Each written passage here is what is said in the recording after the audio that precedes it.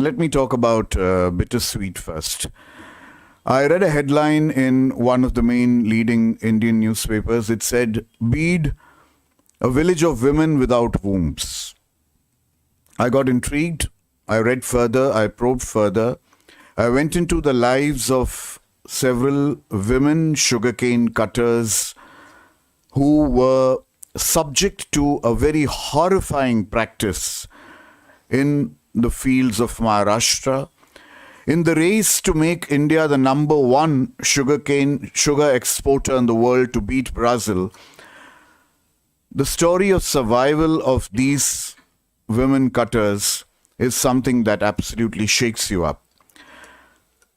The cutting period being just 6 months, and they need to survive on a paltry salary of ₹1,00,000 and sustain themselves for the rest of the year. So women sugarcane cutters can't afford to lose a single day. And unfortunately, as we all know, it's the biological cycle, and they go through the periods, the menstrual cycle, and they lose about 3 or 4 days of work. And a strange practice started about 10 years back in the village of Bede, where gynecologists, apparently who were quacks or who were not very qualified or who wanted to make some money, who had migrated from the UP and Bihar, they landed up there and started advising the women to undergo a surgery called hysterectomy, which is actually the removal of the uterus, the womb. And they were sort of convinced that it would rid them of all their problems. It would rid them of the 4 days. It would rid them of the 4 days pain and also get them the salaries and the penalties that they would lose otherwise. It would also rid them of the possibilities of cancerous growths, which are common in the uterus. And the women somewhere decided to fall in line. The sugarcane barons were not blamed because none of them had forced anyone to undergo this procedure. And today we have young girls. If you've seen the film, you saw this girl just being recruited into the sugarcane fields, undergoing hysterectomy because she thought that the present was more important than the future, because if the present wasn't preserved, then there would be no future. So this is a story of survival. This is a story of changing the biological cycle, which is the most dangerous thing that we are doing. And hello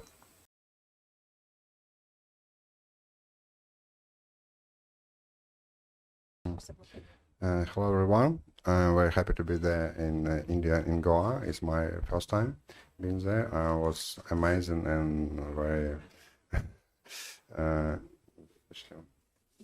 impressive for this city and your people.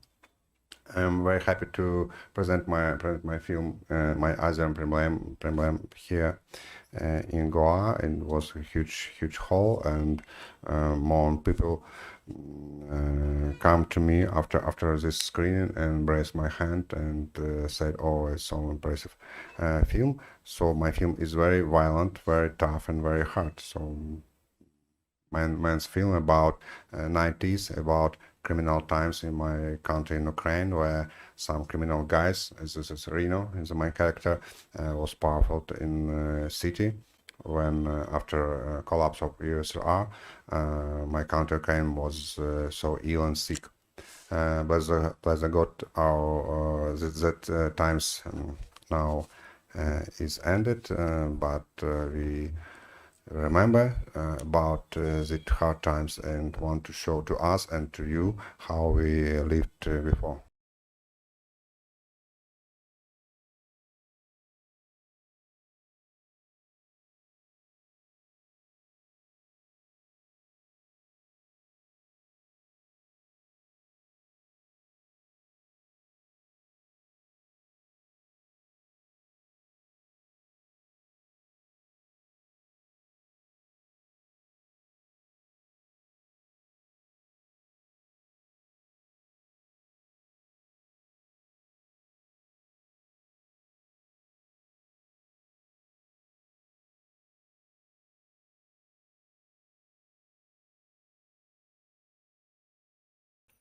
Hello everyone.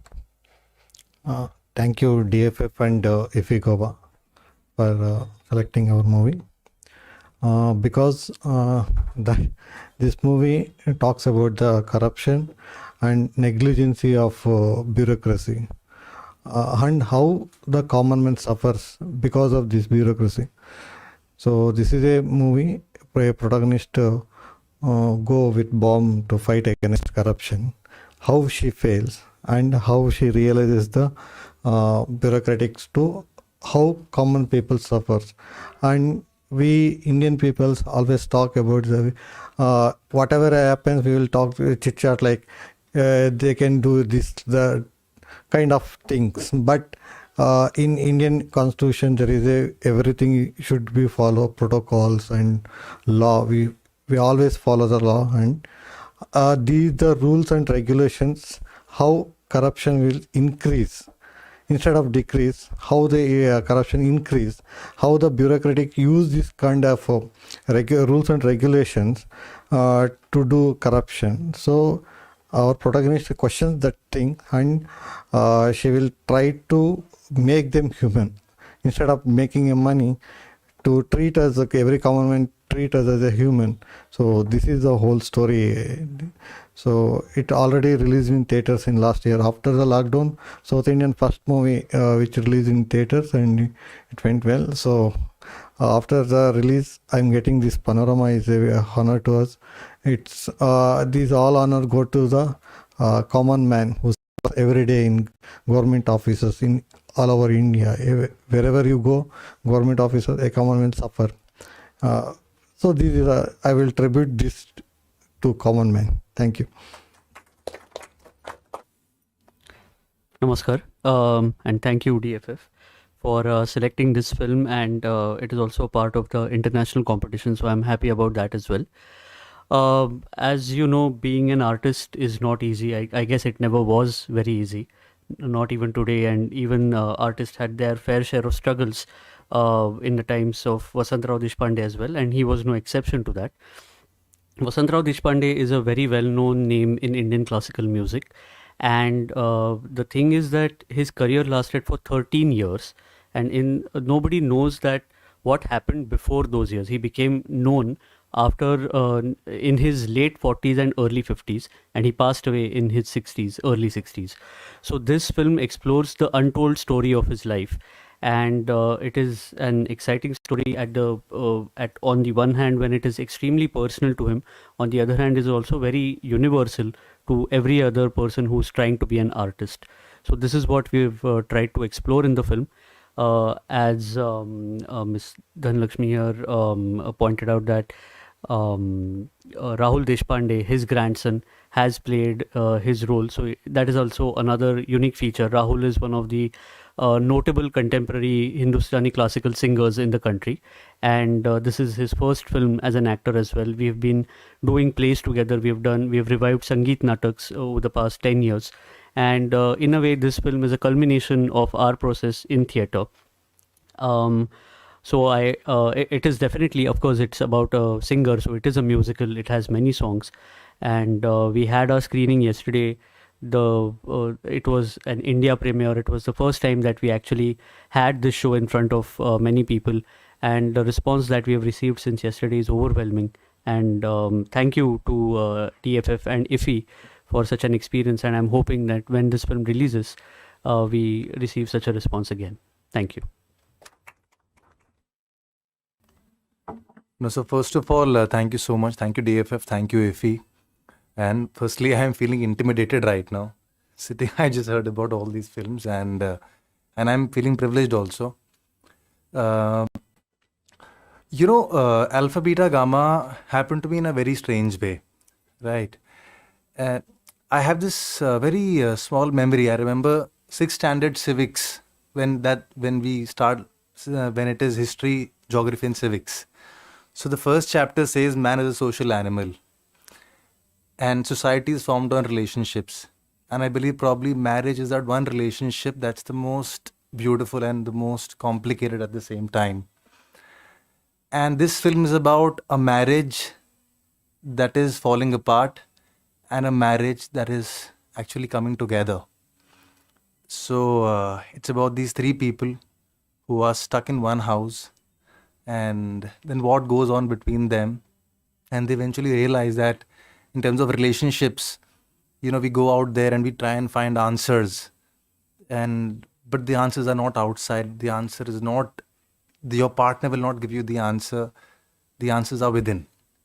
So that is about alpha, beta, gamma, and it's very personal in the sense that, like how Mr. Banerjee said, I see a lot of me in the film, and probably because it's my first film, I just feel that, like how he mentioned, uh, I mean, it's an extension of our own experiences, and so I'll just tell you a bit about the film. In fact, the screening happened today at in the morning at 10 a.m. And so I've been married for 12 years, and so there was and I think that when 7 years were done, I wanted to walk out. So I called up my dad, and he says there is something known as the 7-year itch. So he said you hang in there for the next 6 months, it'll be fine, and I did. Okay, but there was a lockdown. I was just sitting and wondering last year. I said that if had I walked out that day, had I left her, and she's sitting there, Mona Shankar, she's the producer, and had I walked out that day, and after 2 years, I would have realized that, oh, I've made the wrong decision. And then what happens? It's about this, that a couple actually realizes, a man who's walked out on his wife realizes that, he maybe has made a mistake, but now she's already with somebody else. And then what happens between them? So yeah, so that's alpha, beta, gamma. It's as in it's like the house becomes like a nuclear reactor. The three of them together is the nuclear reaction, and they're the alpha, beta, and gamma particles. So yeah, so that's alpha, beta, gamma, and yeah. And I would like to call upon stage, that's Amit Kumar Vashisht. Probably he's the lead actor, and then Menka, the producer, Jitin Raj, and Mona. You could just come up and add whatever you want to add. Yeah.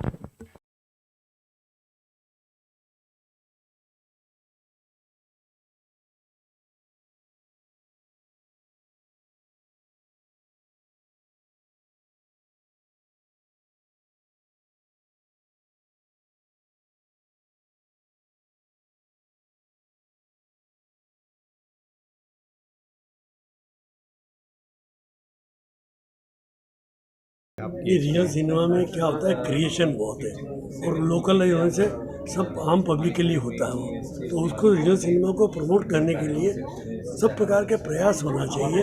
इस देश का हर दर्शक देखेगा, ये खाली हिंदी फिल्में देखने से तो ये काम नहीं चलेगा, क्योंकि रीजनल सिनेमा में जब मौलिकता होती है तो मौलिकता दर्शकों को बहुत प्रभावित करती है। क्योंकि मैं जिन कलाकारों से मिला रीजनल सिनेमा के, सब क्रिएटर थे। अब सती रे रीजनल सिनेमा के थे और इंडिया के लिए ऑस्कर अवार्ड लेके आए। तो इतने बड़ा आदमी, मृणाल सेन कितने बड़े आदमी, राजा गोस्वामी कितना बड़ा कलाकार, लेकिन अर्जुन गोपाल कृष्ण ने मलयालम सिनेमा क्या नहीं बनाया। मराठी सिनेमा के अंदर कितना रिच है, हर लैंग्वेज रिच आदमी है। असमी सिनेमा लास्ट ईयर देखी थी मैंने फिल्म, कितने रिच लोग हैं। तो ये लोग कॉपी करते हैं, वो कॉपी के बजाय मौलिकता सिनेमा को बढ़ावा देना चाहिए और मौलिकता से ही रीजनल सिनेमा देश भर में, इसमें सब टाइटल निकाल देना चाहिए और सिनेमा की हिंदी टाइटल लगा के सबको दिखाना चाहिए।